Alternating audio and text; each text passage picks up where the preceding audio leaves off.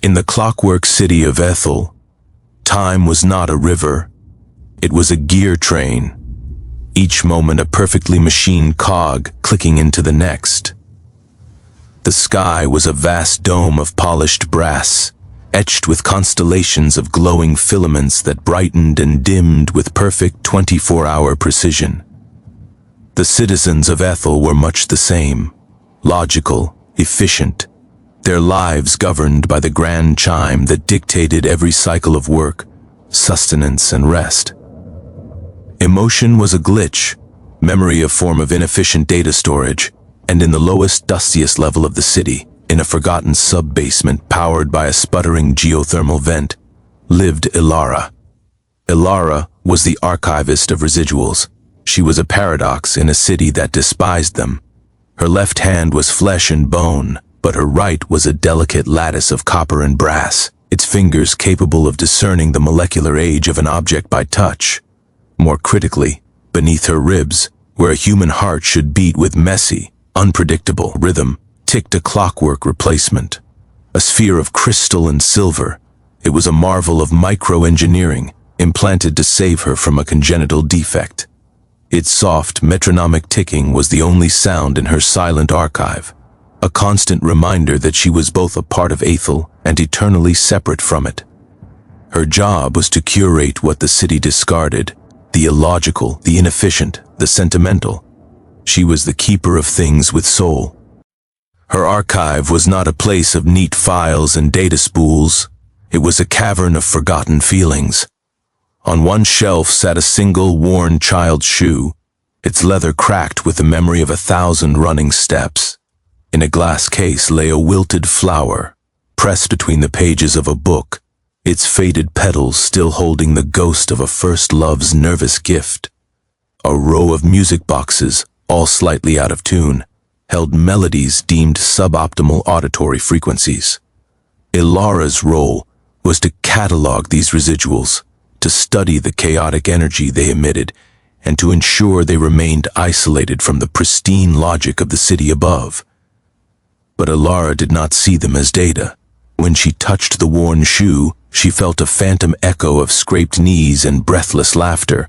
When her mechanical fingers traced the brittle flower, a warmth of shy affection bloomed in her own chest, a sensation her clockwork heart could not measure, but which her mind cherished. She was not just an archivist, she was a custodian of ghosts. Her quiet existence was disrupted by the arrival of Kael. He was a Calibrator, a high-ranking official whose purpose was to identify and eliminate systemic inefficiencies. He moved with the frictionless grace of a perfectly balanced gyroscope, his face a mask of pleasant neutrality. Even his uniform was free of a single illogical wrinkle. "Archivist Elara," he began, his voice a smooth, modulated tenor. The Grand Chime had just signaled the start of a new work cycle, and his punctuality was, of course, perfect. "The primary cogitator has reviewed the resource allocation for this facility. It has been designated for decommissioning." Elara's flesh and blood hand tightened around the frayed silk ribbon she was cataloging. The ribbon pulsed with a faint residue of grief. It was once tied to a funeral wreath. "Decommissioning?" she repeated, the word alien on her tongue. "The archive and its contents are a drain on energy conduits 7 through 12, Kael explained patiently, as if to a child. "The emotional energy signatures, while low-level, create quantum interference in the city's logic nets. The space will be repurposed for a new data processing nexus. The contents will be incinerated." The ticking in her chest seemed to grow louder, faster, a frantic bird trapped in a silver cage, incinerated. The thought was a physical blow. To destroy the shoe, the flower, the ribbon, would be a second death, an erasure of the very proof that the people of Aethel were once more than just cogs in a machine. "These are not just contents," she said, her voice trembling slightly. "They are the only record of who we were." Kael's head tilted, a gesture of mild curiosity. "Identity is defined by current function, archivist.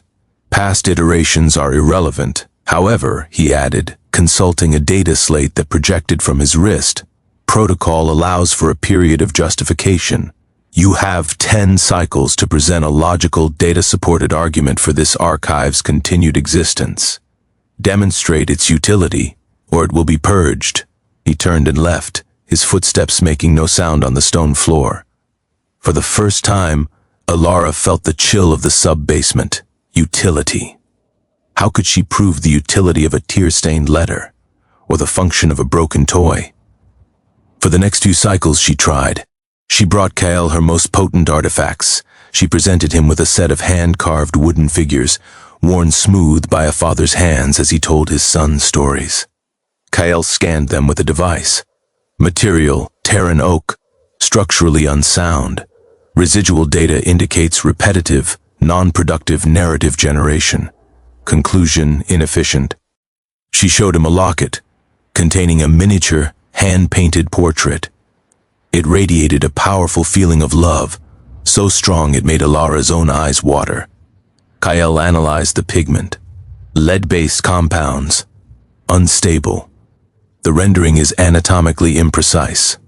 Conclusion, flawed data representation. With each dismissal, Elara felt a piece of the world she protected crumble. Kael was not cruel, he was simply blind, living in a world of stark, functional black and white, while she lived in the infinite, messy gray of what it meant to be alive. On the 8th cycle, desperate, she ventured into the city's reclamation chutes where objects were sent just before being melted down.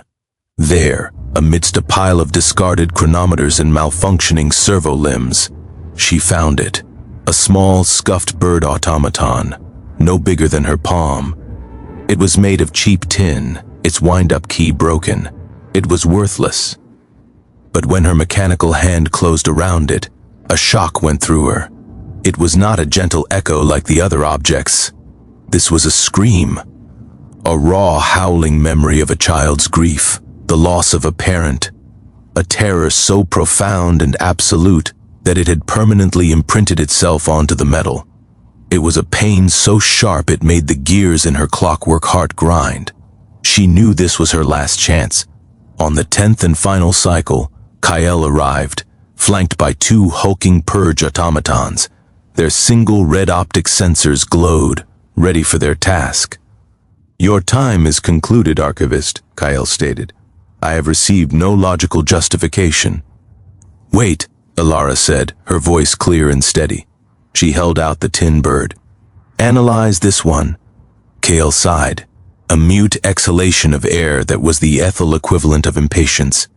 He took the bird and held his scanner over it.